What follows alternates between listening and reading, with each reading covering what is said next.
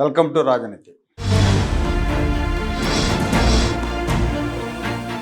2024లో జరిగిన అసెంబ్లీ ఎన్నికల్లో ఎన్డీఏ కూటమి ఆంధ్రప్రదేశ్లో రికార్డు స్థాయిలో సీట్లు గెలుచుకొని అధికారంలోకి వచ్చింది. ఆంధ్రప్రదేశ్ చరిత్రలో ఇంత ఏకపక్షంగా జరిగిన ఎన్నిక లేదని చెప్పాలి. అప్పటి వరకు అధికారంలో ఉన్న పార్టీ అతి కష్టం మీద 2 అంకెల సీట్లు గెలుచుకోవటం అనేది గతంలో ఎప్పుడు జరగలేదు. ఒక కూటమి ఏకపక్ష విజయం సాధించిన తర్వాత కనీసం 2-3 ఏళ్ల పాటు ఎదురు లేకుండా పరిపాలన చేయాలి. ప్రత్యర్థులు నోరెత్తాలంటే భయపడే పరిస్థితి ఉంటుంది. ఎందుకంటే ప్రజలు వాళ్ళ మీద ఇచ్చిన తీర్పును బట్టి వాళ్ళు కొంతకాలం సైలెంట్ అయిపోతారు.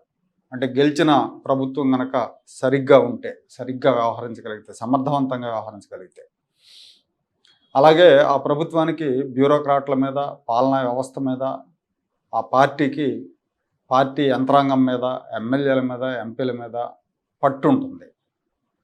ఏకపక్షంగా గెలిచిన ప్రభుత్వానికి వ్యతిరేకంగా మాట్లాడాలన్నా, పార్టీ క్రమశిక్షణ ఉల్లంఘించాలన్నా పార్టీ నాయకులు వెనక ముందు 100 సార్లు ఆలోచించే పరిస్థితులు ఉంటాయి, అంత పట్టు బిగిస్తే. 2024 విజయం తర్వాత అందరూ అదే ఎక్స్పెక్ట్ చేశారు. ముఖ్యంగా ప్రజలతో పాటు తెలుగుదేశం పార్టీ కార్యకర్తలు ఎక్స్పెక్ట్ చేశారు దాన్ని.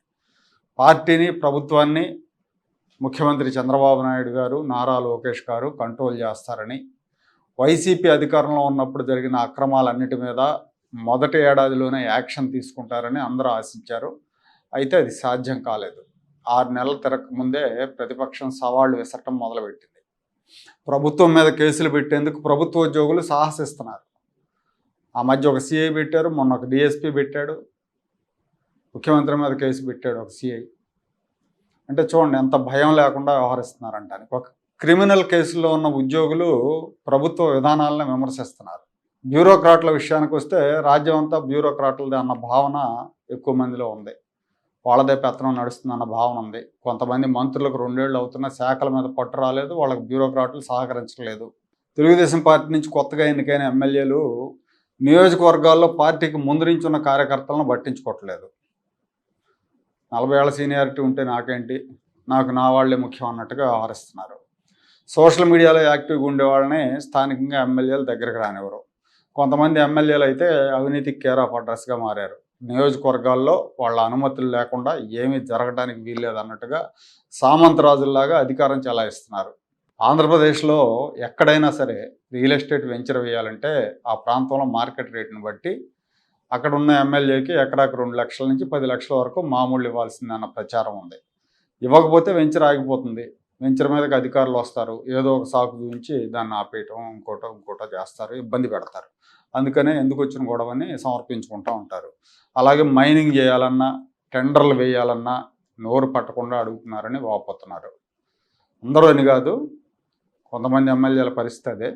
కాస్త లిబరల్గా ఉండే కొద్దిమంది మాత్రం దీనికి మినహాయింపు అని చెప్పాలి. ఇలాంటి విషయాల్లో వాళ్ళు జోక్యం చేసుకోవట్లేదు.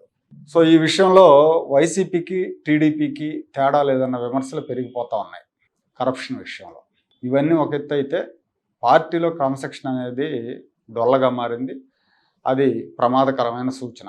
ఒకప్పుడు ఎన్టీ రామారావు గారి టైంలో చంద్రబాబు నాయుడు గారు ముఖ్యమంత్రిగా చేసిన తొలి 4-5 ఏళ్లలో పార్టీ నాయకులకి డిసిప్లిన్ ఉండేది. అధినేత అంటే భయమో, భక్తో ఏదో ఒకటి అయితే ఉండేది.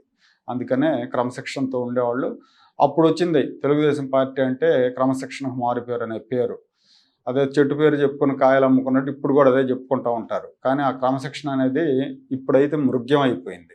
పార్టీలో, ప్రభుత్వంలో ట్రబుల్ మేకర్స్ మీద చర్యలు తీసుకోకుండా చూసి చూడనట్టు వదిలేయటం మూలంగా పార్టీకి నష్టం జరుగుతూ ఉంది.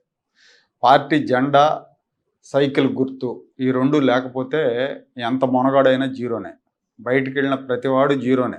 ప్రాంతీయ పార్టీ అయినా, జాతీయ పార్టీ అయినా ఎక్కడైనా అదే పరిస్థితి ఉంటుంది. పార్టీ లేనిదే ఎవరికి మనుగడ ఉండదు, ఏదో ఒక పార్టీ కింద ఉండాల్సిందే. ఒకప్పుడైతే ఇండిపెండెంట్గా పోటీ చేయటం, గెలవటం, ప్రజల పక్షాన పోరాటం ఇలాంటివన్నీ ఉండేవి. కానీ ఇవాళ ఇండిపెండెంట్గా నిలబడి గెలిచే పరిస్థితి ఎక్కడా లేదు.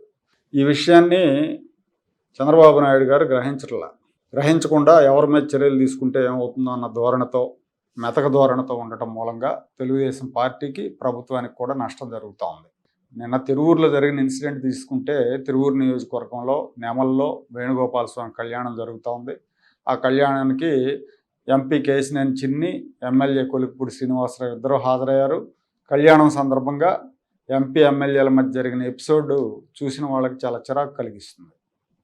తెలుగుదేశం వాళ్ళకి చిరాకుగా అనిపిస్తుంది, వైసీపీ వాళ్ళు పండగ చేసుకుంటారు భలే జరిగిందే అని. అక్కడ అది దేవుడికి సంబంధించిన కార్యక్రమం. అలాంటి చోట ఎమ్మెల్యే ఎంపీ అనుచరులు వ్యవహరించిన తీరు విమర్శలకు తావిచ్చింది. ఎంపీ కేశినేని చిన్ని దంపతుల చేతిలో ఉన్న స్వామివారి పట్టు వస్త్రాలని ఎమ్మెల్యే కొలుకుపూడి శ్రీనివాసరావు లాక్కున్నారని పత్రికల్లో సోషల్ మీడియాలో వార్తలు వచ్చినాయి. అయితే ఎమ్మెల్యే తనకు పట్టు వస్త్రాలు ఇవ్వాలి అని అడగటంతో ఎంపీ తన చేతిలో ఉన్న పట్టు వస్త్రాలు ఆయనకి ఇచ్చేశారని సంఘటనలో ప్రత్యక్ష సాక్షులు చెప్తున్నారు. ఆ తర్వాత ఎంపీ అనుచరుడు ఎమ్మెల్యే చేతిలో ఉన్న పట్టు వస్త్రాలు లాక్కపోయిన వీడియో కూడా వైరల్ అయింది. ఇక్కడ ఎవరిది తప్పు ఎవరిది ఒప్పు అనే విషయం పక్కన పెడితే అది స్వామివారి కళ్యాణం జరుగుతుంది, తిరునాళ్ళు జరుగుతుంది, అక్కడ వేల మంది జనం హాజరయ్యారు. వాళ్ళందరి ముందు ఈ ప్రజాప్రతినిధులు హోందాగా వ్యవహరించాలి, కానీ అలా జరగలేదు. ఎమ్మెల్యే వ్యవహార శైలి మీద విమర్శలు వచ్చినాయి. ఎంపీ ఎమ్మెల్యేలకిద్దరికి కూడా ఒక ఏడాది పైనుంచే పట్టల్ల. ఒకప్పుడు ఇద్దరు బాగానే ఉండేవారు. కొలుకుపూడి శ్రీనివాసరావుకి టికెట్ ఇవ్వడంలో, తిరువురు టికెట్ రావడంలో ఎంపీ సహాయ సహకారాలు ఉన్నాయని చెప్తూ ఉంటారు. కానీ తర్వాత కాలంలో వాళ్ళిద్దరికీ మొత్తానికి బెడిసింది. చాలాసార్లు పంచాయతీలు జరిగినాయి. ఒకరి మీద ఒకరు విమర్శలు కురిపించుకున్నారు. కొలుకుపూడిని పార్టీ కార్యాలయానికి పిలిపించారు, హెడ్ ఆఫీస్కి పిలిపించి ఆయన వివరణ తీసుకున్నారు. భవిష్యత్తులో ఇలాంటివి జరగకుండా చూసుకుంటానని ఆయన క్రమశిక్షణ సంఘానికి చెప్పారు. అయినా కూడా పరిస్థితిలో మార్పు లేదు. మార్పు లేనప్పుడు తప్పు ఎవరిదో సమగ్రంగా విచారణ జరిపి తప్పు ఎవరిదో తేల్చి వాళ్ళ మీద చర్యలు తీసుకోవాలి. సమస్యను నానబెట్టడం, చూసి చూడనట్టు వదిలేయటం అనేది చంద్రబాబు నాయుడు గారికి అలవాటు. కొన్నిసార్లు అలా వదిలేయటం మూలంగా సమస్య ఆటోమేటిక్గా సద్దుమణుగుతుంది. అది పివి నరసింహారావు పాలసీ ఒకటి ఉంటుంది చూడండి, అలాంటి పాలసీనే చంద్రబాబు కూడా అనుసరిస్తూ ఉంటారు. కానీ ఎక్కువసార్లు అది ఏమవుతుందంటే పుండు ముదిరితే గ్యాంగ్రీన్గా మారుతుంది చూడండి, అలా ముదిరిపోయి అది రాజకీయంగా నష్టం చేస్తుంది. క్రమశిక్షణను ఉల్లంఘించినా ఏమీ చేయడనే నమ్మకం పెరిగితే ప్రతి నాయకుడు కూడా రోడ్డు ఎక్కుతాడు. కులాలు, మతాలు, ప్రాంతాలు లెక్కలేసుకుంటూ మేనమేషాలు లెక్క పెడితే అది అసలుకే ముప్పుగా మారుతుంది. నాయకుడి మీద భయమో, భక్తో, గౌరవమో ఉండాలి. అలా లేని వాళ్ళని, క్రమశిక్షణ లేకుండా ప్రవర్తిస్తున్న వాళ్ళని ఒకరిద్దరిని బయటికి గెంటేస్తే మిగతా వాళ్ళంతా సెటరేట్ అవుతారు. అలా చేయకుండా ఉపేక్షిస్తే మిగతా వాళ్ళు కూడా తప్పుదోవ పట్టే అవకాశం ఉంటుంది. ముఖ్యమంత్రి చంద్రబాబు, మంత్రి నారా లోకేష్ ఇద్దరు కూడా గెలిచిన దగ్గర నుంచి రాజకీయాన్ని వదిలేసి, పార్టీని వదిలేసి అభివృద్ధి, కంపెనీలు, ఉద్యోగాలు అంటూ బిజీగా తిరుగుతున్నారు. అభివృద్ధి ఒకటే ఎన్నికల్లో గెలిపించదు, రాజకీయం కూడా చేయాలి. ఈ 2 ఏళ్లలో చాలా అంశాల్లో జగన్మోహన్ రెడ్డి లడ్డూలాగా దొరికే అవకాశాలు వచ్చినా కూడా వదిలేశారని సామాన్య ప్రజలు అభిప్రాయపడుతున్నారు. మనం గ్రౌండ్కి వెళ్ళి ఎవరిని అడిగినా కానీ ఇదే చెప్తారు, ఆయన చాలా తప్పులు చేశా అంటున్నారు కదా, ఎందుకు ఆయన మీద ఇంకా యాక్షన్ తీసుకోలేదు, ఆయన దాకా ఏ కేసు వెళ్ళట్లేదు ఎందుకని అడుగుతున్నారు. ఆ అనుమానాన్ని నివృత్తి చేయాల్సిన అవసరం ఉంది. పార్టీకి సమయం కేటాయించలేదని కార్యకర్తలు కూడా అసంతృప్తి వ్యక్తం చేస్తున్నారు. కార్యకర్తలతో మాట్లాడితే వాళ్ళ ఎమ్మెల్యేల గురించి, లోకల్గా ఉండే జిల్లా స్థాయిలో ఉండే నాయకుల గురించి, లేదా గ్రౌండ్లో ఉండే పరిస్థితుల గురించి చెప్తారు. అవగాహన వస్తుంది అధినాయకత్వానికి. చుట్టూ ఉండే నాయకులు ఎప్పుడు కలిసేవాళ్ళు అయితే మునిగిపోయిందాక అంతా బాగుందనే చెప్తూ ఉంటారు.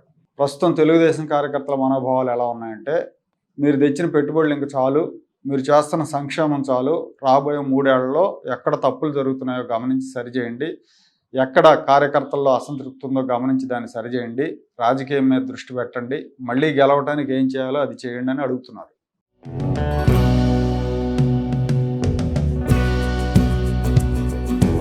Like, share and subscribe to Rajaniti channel.